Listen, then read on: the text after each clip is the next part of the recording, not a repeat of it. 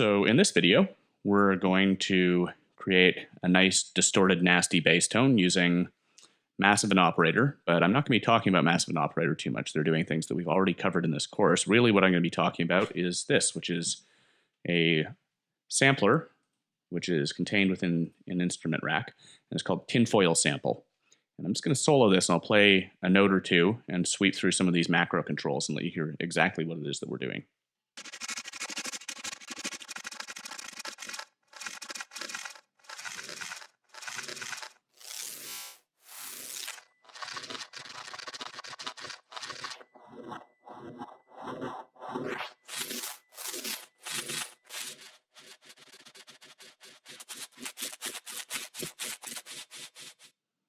So it's a really cool tone. And within the context of this little loop that I made, this is the sound that we end up with.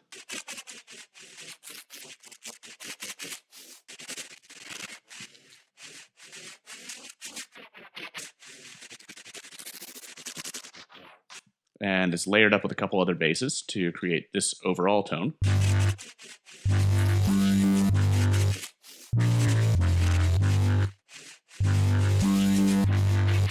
And it goes along with this beat.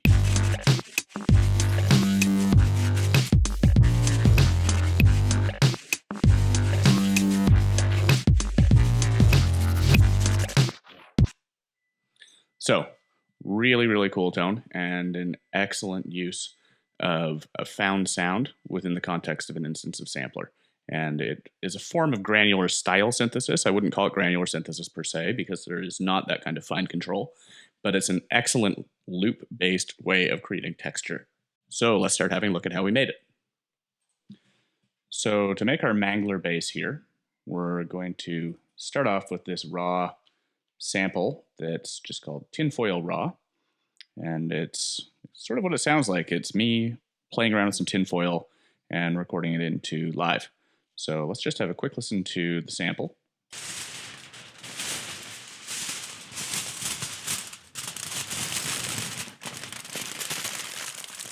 And you get the point. It goes on for quite a while and is quite nice actually, but it is a little shrill and the levels are a little bit all over the place. So we're just going to do a little bit of processing on that before we actually chuck it into sampler. So I'm actually just going to duplicate this track. That way you have a complete raw instance of this sample. And I'm going to call this tinfoil processing. And I'm going to go and just chuck in an instance of Live's compressor. I'm going to put it into RMS mode. A little bit of a heavier ratio here. Take off the makeup and bring down the threshold a bit. And we're just going to use this to pull some of the frequencies together. Next up, I'm going to go and I'm going to put in an instance of EQ8. I'm going to throw it into high quality mode. And I'm going to use this to shave out some of the lows, which I'm going to do from about 147 hertz up. And I'm also going to use it to duck some of the highs. And we're going to pull that down a little bit. And this will just eliminate a little bit of the shrillness of that sample.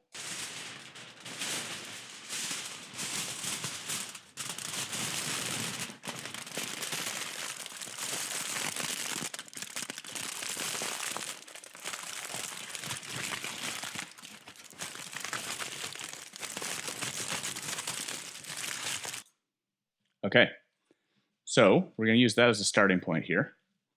And I'm just going to take that and freeze it. And I'm going to flatten it. So now I'm going to just take this tinfoil process sample and I'm going to slice it to a new MIDI track, creating one slice per warp marker. I know I haven't put any warp markers in, so this is just going to throw it on one single sampler here. And now we have our sample over here in sampler. And I'm just going to go and quickly adjust the zone. I'm going to get it to take up the full keyboard. And that should do it.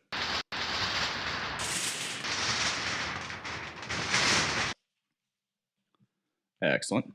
And I'm also going to do one more quick thing here. So I'm going to take off the scale. That way we actually don't have a pitched playback note to note.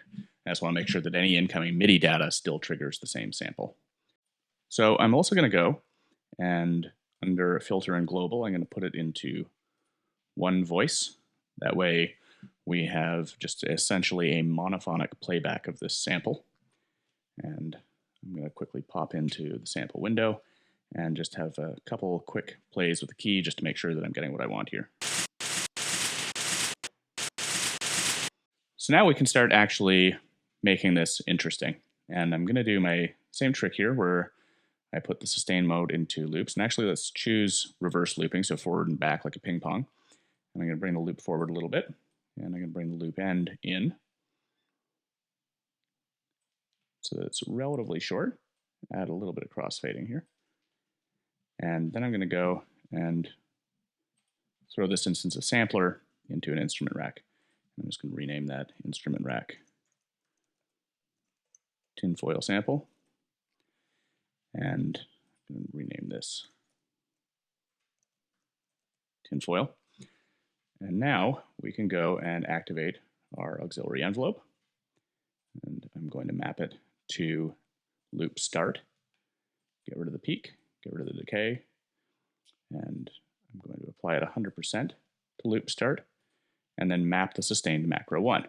So immediately as I sweep this macro knob, we should hear a very cool effect happening.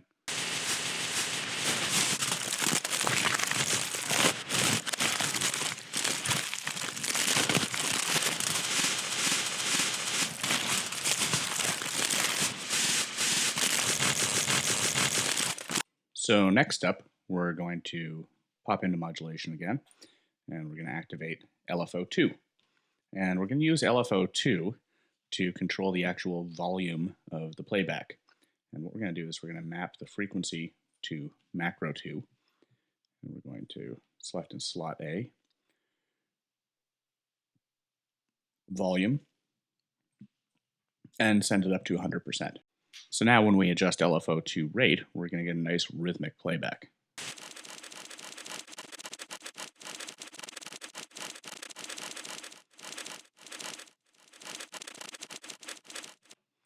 And I feel like we should probably range restrict that right away.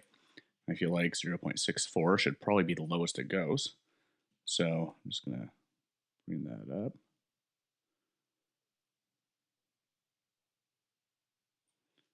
And let's leave it at that. That'll work.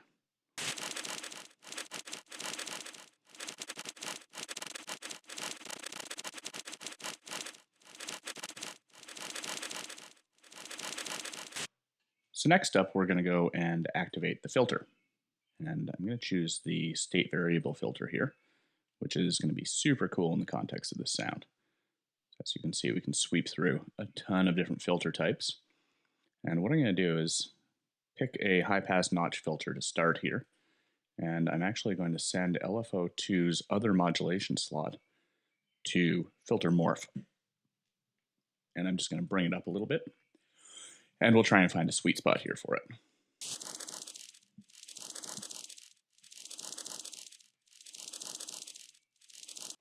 Okay, we're not getting much there, but I quite like it. I'm just going to bring the frequency down a bit here.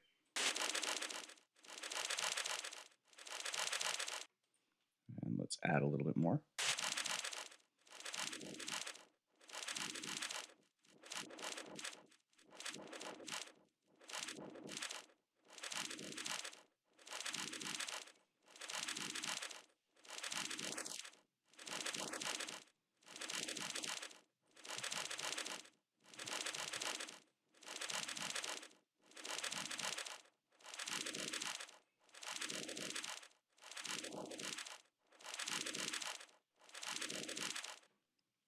Okay, so now that I found a couple spots that I like, let's just try sweeping through the macros that we've got set up. Actually, let's just quickly rename those macros first.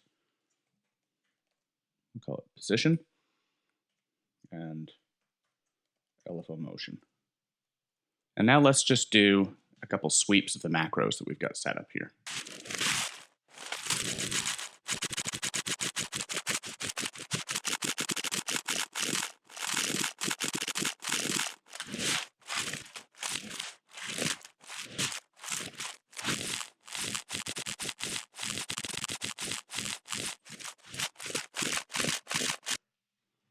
So before we go and put this into another existing instrument rack as a third layer, I'm going to go and do a couple little really quick treatments on it here.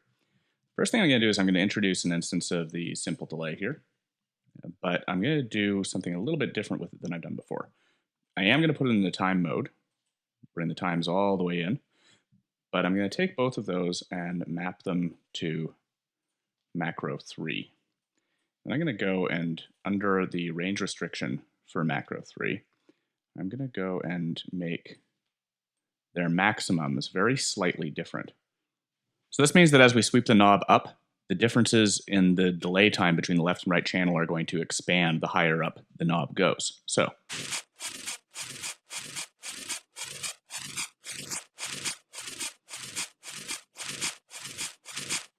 it's almost like a stereo widening effect, but it gets more dramatic as we go along. I'm just going to call that delay. And actually, let's try a couple even higher values for that. These are relatively arbitrary numbers, but they should provide some good results.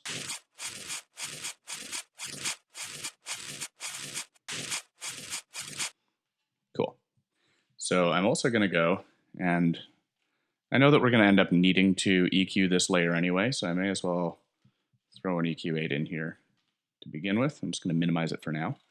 And I am also going to put an instance of Live's reverb in, and I'm just going to go and take off everything that I don't need, everything that's relatively extraneous here. And so this is just going to be a relatively simple reverb. And I'm going to pull the decay time in and pull the size in a bit. And this is just going to allow us to place the sound in a little bit more of a cohesive fashion.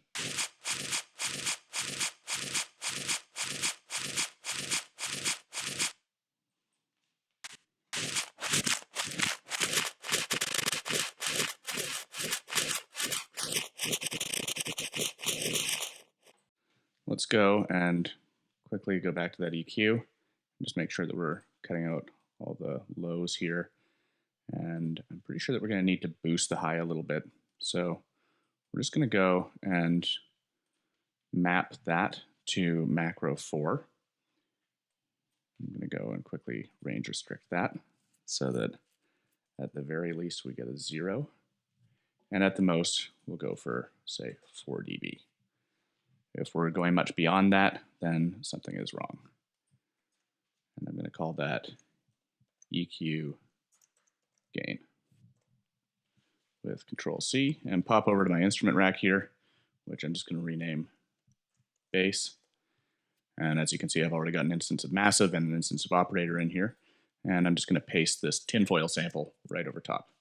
And let's just have a quick listen to what we've got here.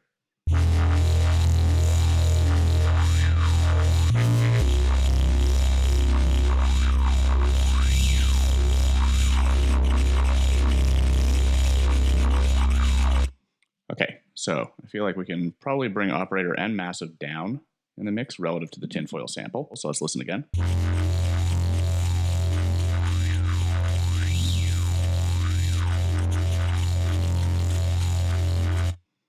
we can probably bring the tinfoil sample up a little bit.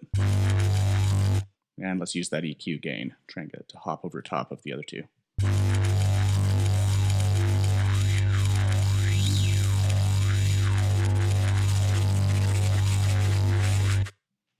Okay, that's excellent. Now the one thing that we are going to need to do to get the result that we want here is we're going to need to hop back into this global envelope here, and I'm going to add some release time.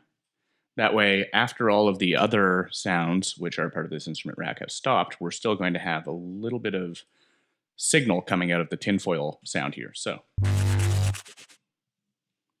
maybe a little bit more. And now let's play with this as the sound carries on.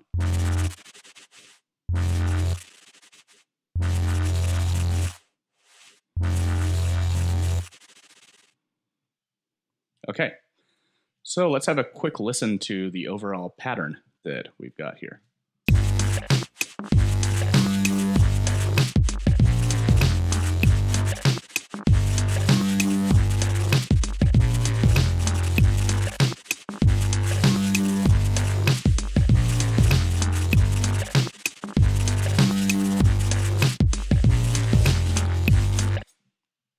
Okay, so we've got a lot that we can actually control here within the context of this series of notes and this loop and over top of the beat. Just listen to that bass line soloed again quickly, and I'll just play with the LFO motion one more time.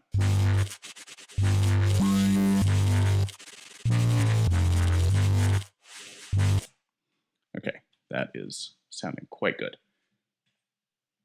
So one last thing that I really want to make sure I've got mapped just to get the most out of this sound is to take the transpose here and map it to a macro as well. And I'm going to map it to macro 5. And I'm actually going to leave its settings the way they are, although I am going to take that up to 0 to start, so that now, I'm just going to solo the tinfoil sample here. While we play our notes, we can also sweep the pitch.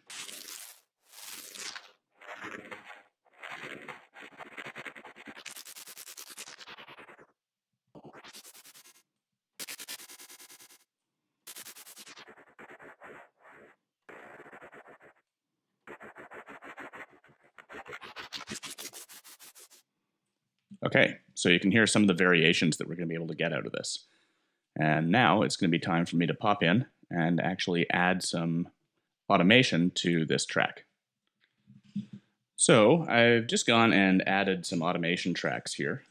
I've bounced everything over into the arrange window and just gone and done some control of those macros that we'd set up, including our delay knob, which I've got basically just scaling itself up and down over the course of 8 bars. And I've got some on the LFO motion, which is doing some erratic jumps up and down. Some within the position, and that's really just providing a certain amount of variation. And then some on the pitch transpose, which is doing some kind of turntable flares and stops and drops and things like that. So let's just have a listen to this track individually. And we're not even going to listen to the other synths. We're just going to listen to the tinfoil sample and what's happening with it.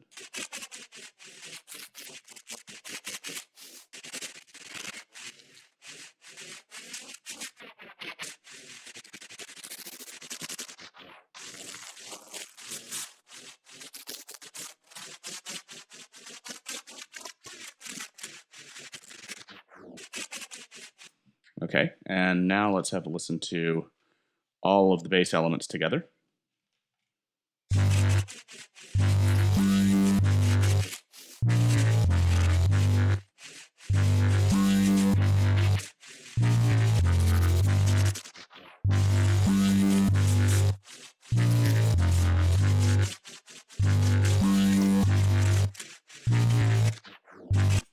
So I've just done some quick edits on the beat, and let's have a listen to the two together.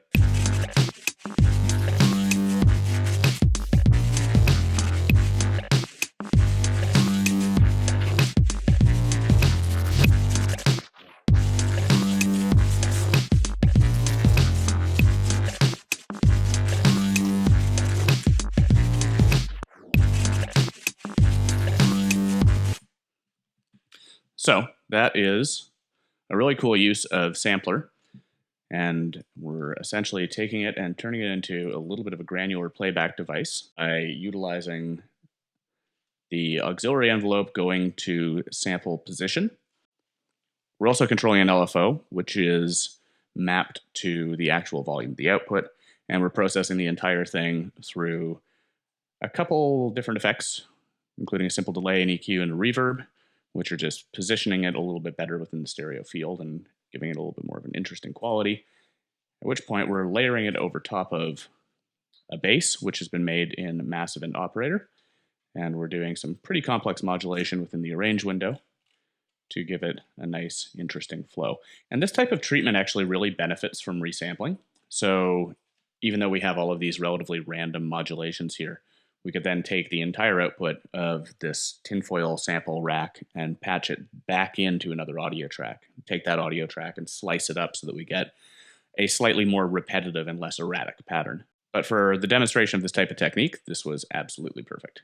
And that's how you do granular style synthesis in Sampler.